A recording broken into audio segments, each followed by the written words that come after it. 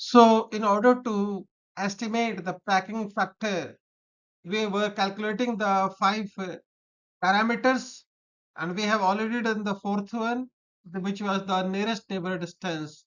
And we know that the nearest neighbor distance in SCP and SC was the same amount of parameter, lattice constant A, and it was in the BCC, it was root 3 A by 2, and in case of FCC, it was root 2 by 2. So knowing this is a very important parameter as far as the calculation of the next parameter, which is the atomic radius, because atomic radius is directly coupled with this DNN. So let us see how it's happening. In the next video part, we will do the packing factor itself. So it is the last video, the fifth part, atomic radius. So we know that there was to calculate the packing factor, we have already estimated, as I mentioned earlier again, the coordination number, the number of atom per unit cell volume, and the nearest neighbor distance. So now we will calculate the atomic radius. So welcome you again in Physics for You, sponsored by Physics Within You. So solid state physics, crystal structure, second part E, features of crystal structure. We are here going to talk about the atomic radius. So atomic radius. तो जैसा कि मैंने आपको कहा कि atomic radius बहुत simple है अगर आपको डीएनएन आता है. DNN stand for nearest neighbour distance. तो इस केस में कहानी बिल्कुल वैसी है जैसे आपने निकाला था लास्ट टाइम. तो मैंने क्या करा है इस बार, एक स्क्वायर का एक आपके सामने ये वाला पार्ट, एक कोई सा फेस ले लो आप, ये लिया. और एटम मैंने बताया जैसे हम आपको दिखाते हैं हम लोग, आपको वैसे नहीं होता, यहाँ जुड़े हुए कपल्ड होते हैं कुछ इस तरीके से, राइट. तो ये जो डिस्टेंस होता है टोटल, ये कितना था क्यूबिक केस में ए, तो 2 r हो गए यहाँ पे, एक r इसका और एक r इसका, तो 2r इक्वल टू डीएनएन. अब आपको पता है कि जहां तक एटॉमिक रेडियस की बात करो तो एक एटम का रेडियस क्या होता है, 2r. तो वो भी फैक्ट हो गया, तो यहाँ पे डीएनएन एक इक्वल, राइट. तो आपको निकालना है क्या, आपको आर निकालना है, तो आर क्या हो गया, डीएनएन बाई 2. तो डीएनएन बाई 2 बड़ा सिंपल सा है. तो अगर आप दो तरीके से चल सकते हैं, या तो आपको डीएनएन याद है तो आप 2 से डिवाइड कर दीजिए हर केस में. अगर आपको नहीं याद है यूजुअली, क्योंकि मैं खुद कहता हूँ क्रैमिंग करना इतना इजी नहीं होता, आपको फिलोसफी ध्यान रखनी है, कैसे कैलकुलेट करते हैं, कैसे एस्टिमेट करते हैं. तो मैं एक छोटा सा लुक ले रहा हूँ, इसमें ज्यादा टाइम नहीं लूंगा इस सब पे, ठीक है. तो चलते हैं आगे, एक एक करके सबको देखते हैं. तो पहले देखते हैं सिंपल क्यूबिक को. सिंपल क्यूबिक आपको याद ही है सब कुछ. यहाँ पे लैटिस कांस्टेंट इसका ए है, सिंपल क्यूब है, हमें क्यूब से मतलब है. अब क्यूब में हमारे को इस बार एटम से ही मतलब हो गया. एटम जैसे मैंने पिछले केस में आपको दिखाया, तो इसके 2r इक्वल टू हो जाएगा ए, पता ही है आपको. तो आपको आर निकालना है तो आर हाफ कर दो, तो सिंपल क्यू से आर कितना हो गया, ए बाई 2. बहुत सिंपल है, राइट. चलते हैं बीसीसी में. एक तरीका तो बड़ा सिंपल सा है, जो आपको डीएनएन है उसका हाफ कर दो, नहीं तो दोबारा समझ लेते हैं उसको डीएनएन कैसे निकालते हैं, आपके लिए रिकैप भी हो जाएगा. तो आपको ये याद था कि बीसीसी में होता है क्या, सेंटर में एक एटम है, लैटिस कांस्टेंट यही मान लेते हैं.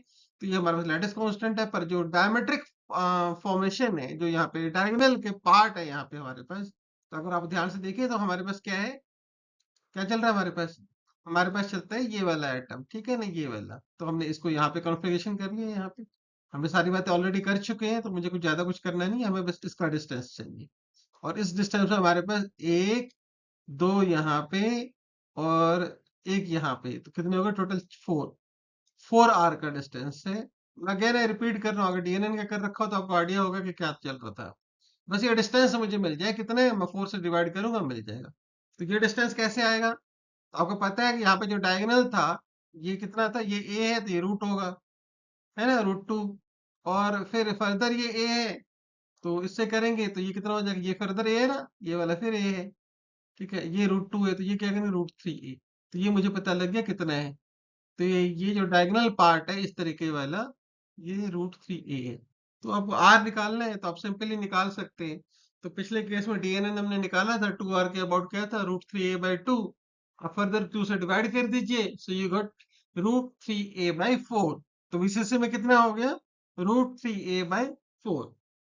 अब एफसीसी में चलते हैं, बिल्कुल सिमिलर कहानी लेके चलनी है यहाँ पे भी.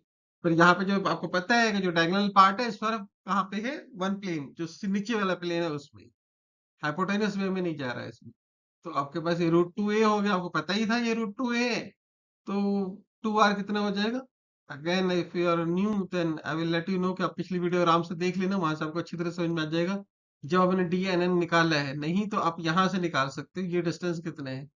Again this distance is the same similar, but इस बार ये कहानी यहाँ पे है कि सर इस पर्टिकुलर प्लेन में आपके पास कुछ भी नहीं, इस पर्टिकुलर प्लेन में कुछ भी नहीं, जो है सब इस प्लेन में या इसमें छह के छह प्लेन में मिलेगा, बट ये के अबाउट कुछ भी नहीं है आपके पास। तो आपको बस ये वाला डिस्टेंस निकालना है, और ये वाला डिस्टेंस कितना आ रहा है, रूट टू ए। तो टू आर कितना होगा, ये आप इसको फर्दर टू से डिवाइड कर दीजिए, तो आपके पास आ जाएगा ए अपॉन टू रूट टू। पर मैं ऐसा चाह रहा हूँ रूट टू से मल्टीप्लाई करके बाई फोर कर दूंगा। क्यों फोर कर दूंगा वो थोड़ी देर में समझा दूंगा।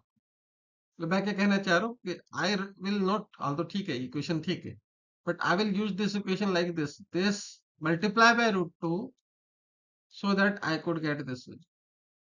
क्यों करूंगा थोड़ी देर में बताऊंगा इसके। एससीपी बात है, अगर SCP is a very simple case. आपको एससीपी के केस में क्या याद था, ये और ये सबसे छोटा डिस्टेंस है ना, वैसा ही है जैसा कि हमारे केस में सिंपल क्यूबिक केस में था। और ये कितना है, ए।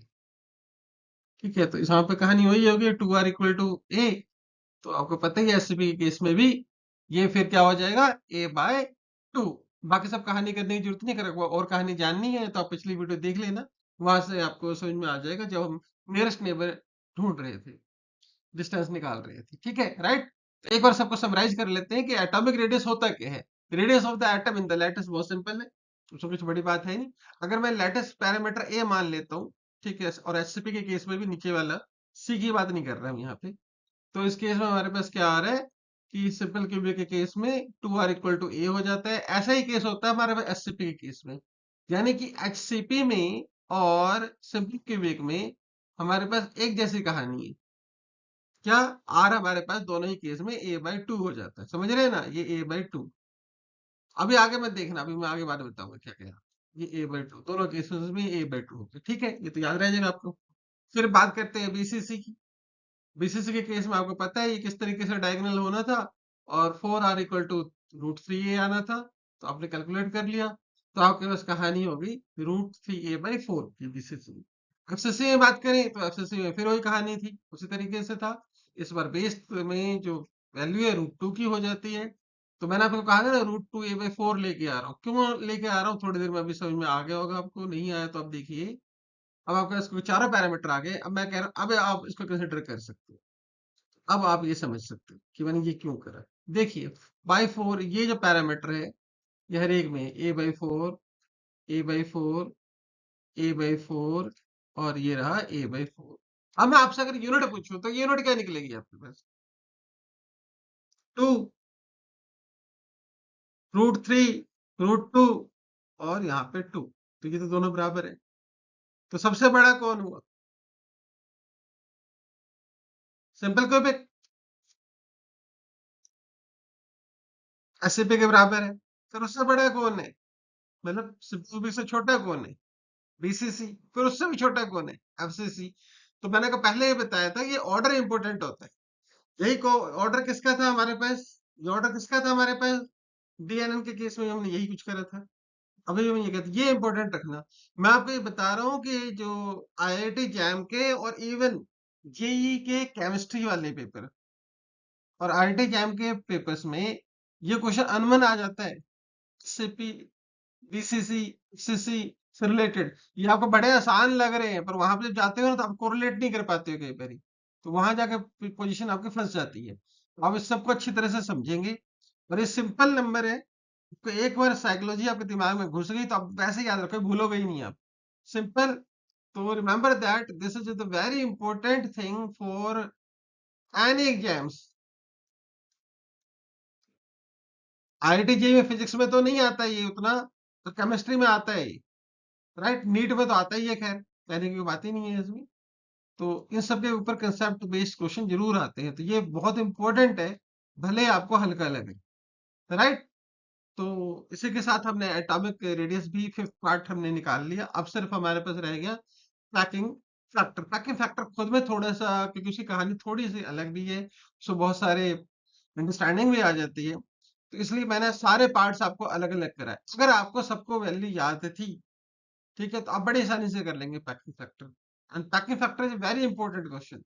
देखो हमारे पूरी जितनी प्रॉब्लम थी सबका दूल्हा है। जब उसके ये 5 पांडव ही इतने हावी हैं, तो खुद वो क्या होगा आप समझ सकते हैं। तो चलते हैं इसके साथ। Thanks for the learning with wises. मिलते हैं फिर से in the last part of this series of packing factor estimation, जहाँ पे हम पैकिंग फैक्टर का एस्टिमेट करेंगे। तो तब तक के लिए थैंक यू।